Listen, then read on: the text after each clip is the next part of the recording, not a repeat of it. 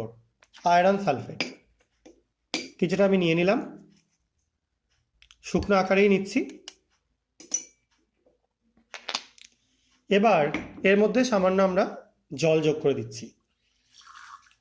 FeSO4 দ্রবণ আগে থেকে তৈরি করে রাখতে পারা যায় না, কারণ তোমরা জানো এটা ক্রমশ তার স্টেট চেঞ্জ করে, জারণ সংখ্যার পরিবর্তন করে, যে কারণের জন্য FeSO4 বেশিক্ষণ রেখে দিলে Fe2SO4 হোল থ্রাইসে কনভার্ট হয়ে যেতে পারে, সেই কারণে এটা করা হয় না। যাই হোক, এবার আমরা একটা কনিক্যাল ফ্লাস্ক নিচ্ছি, তার মধ্যে আমরা যোগ করে দিচ্ছি কিছুটা FeSO4 দ্রবণ, তার মধ্যে যোগ করে দিচ্ছি কিছুটা ডাইলিউট HCl। এটা তোমরা H2SO4 ইউজ করেও করতে পারো, কোনো অসুবিধা নেই।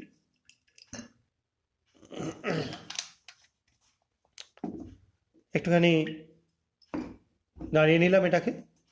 এবার এর মধ্যে যোগ করব কিছুটা KMnO4।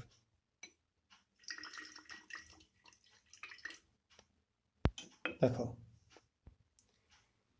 যোগ করবার কিছুক্ষণের মধ্যেই কালারটা আস্তে আস্তে ফেড হয়ে গায়েব হয়ে যাচ্ছে, দেখতে পাচ্ছেন নিশ্চয়ই, আশা করা যায়।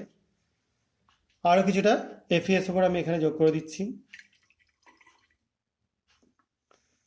আবার আমরা যোগ করে দিচ্ছি কিছুটা KMnO4। দেখো, যোগ করার সঙ্গে সঙ্গেই কালার গায়েব, ভ্যানিশ। আবার কিছুটা যোগ করছি, আবার এর মধ্যে কিছুটা FeSO4 যোগ করছি।